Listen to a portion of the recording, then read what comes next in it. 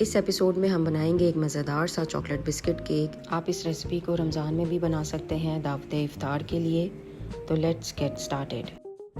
Hello, this is discover मंच।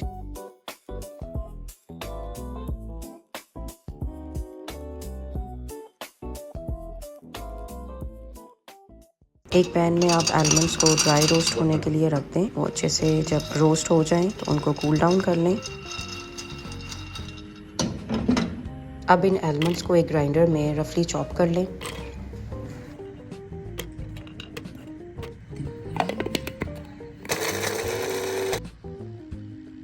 अब हम मज़ेदार सी गनाश रेडी करते हैं। उसके लिए हमें फ़्रेश क्रीम ले लेनी है एक पैन में। उसको लो फ्लेम पे हम गरम करेंगे। फिर हम उसमें कुकिंग चॉकलेट को ऐड करेंगे। उसको आप इस तरह से रफली चॉप कर लें ताकि ये मेल्ट होने में इजी हो जाए क्रीम के अंदर। ये मैंने यहाँ पे लाइट सा इसको वार्म कर लिया। फिर इसमें मैंने कुकिंग चॉकलेट को ऐड कर लिया। क्रीम के अंदर चॉकलेट को आप मिक्स करते जाएं अनटिल वो कम्प्लीटली मेल्ट हो जाए और इस तरह से स्मूथ सा मिक्सचर रेडी हो जाएगा।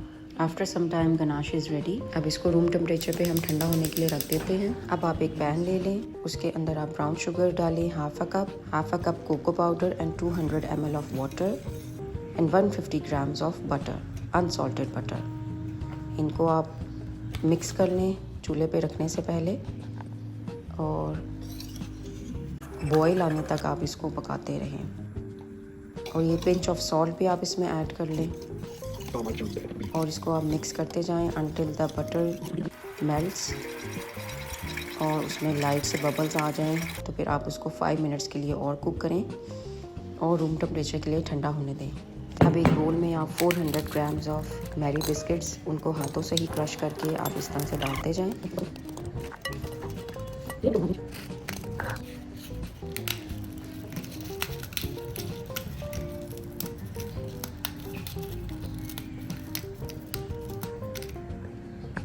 चलें, अब आपकी जो चॉकलेट सॉस आपने बनाई थी उसके अंदर आप pinch of vanilla powder add कर दें। अगर आपके पास वनीला एसेंस है तो आप वो डाल दें 2 ड्रॉप्स। यहाँ पे मैंने वनीला पाउडर ऐड कर दिया है। इसको भी आप डाल के मिक्स कर लें और रूम टेम्परेचर पे कूल डाउन होने दें। अब आप क्रश बिस्किट्स के ऊपर चॉकलेट सॉस को पोर कर दें।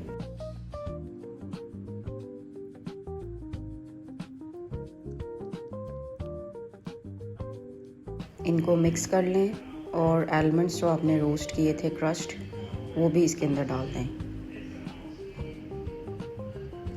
अब एक राउंड टिन में आप बटर पेपर लगा लें और थोड़ा सा उसको बटर के साथ ग्रीस भी कर लें और उसके अंदर ये जो हमने मिक्सचर तैयार किया है चॉकलेट बिस्किट केक का, ये आप डाल दें। आप कोई सा भी पैन या टिन किसी भी शेप का आप ले सकते हैं। बड़ा लेना चाहें बड़ा ले लें, छोटा लेना चाहें। मेरे पास ये राउंड टिन था तो मैंने इसमें रख लिया। आप लोग पायरेक्स की भी कोई डिश ले सकते हैं और उसके ऊपर आप ये बटर पेपर रख के तो इसको सेट करने के लिए फ्रिज में रख सकते हैं। अब स्पैचुला से आप इसको लेवल कर लें और 30 मिनट्स के लिए फ्रिज में रख दें सेट होने के लिए।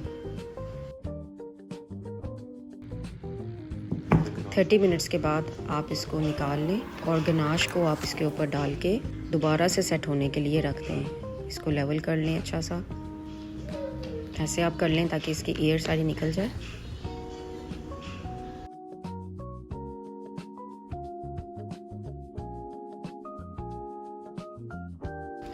अब आपने इसको दोबारा फ्रिज में रखना है सेट होने के लिए फॉर 3 to 4 आवर्स।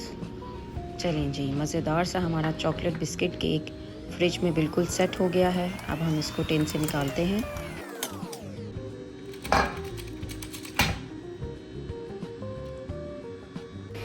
और इसके ऊपर गार्निशिंग करते हैं क्रश्ड बिस्किट्स की।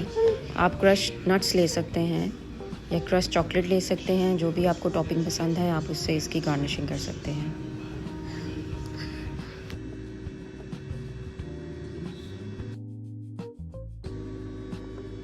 थोड़ा सा सब्र से काम लेना पड़ता है कि जब ये फ्रीज़र में सेट हो रहा होता है 3 to 4 आवर्स, बट इसके रिज़ल्ट्स बहुत अच्छे आएंगे और घर वाले खुश हो जाएंगे। आप लोग ये रेसिपी ज़रूर ट्राई करिएगा। Thanks for watching. Do like and subscribe my channel. Share with your friends and family. अल्लाह हाफिज़।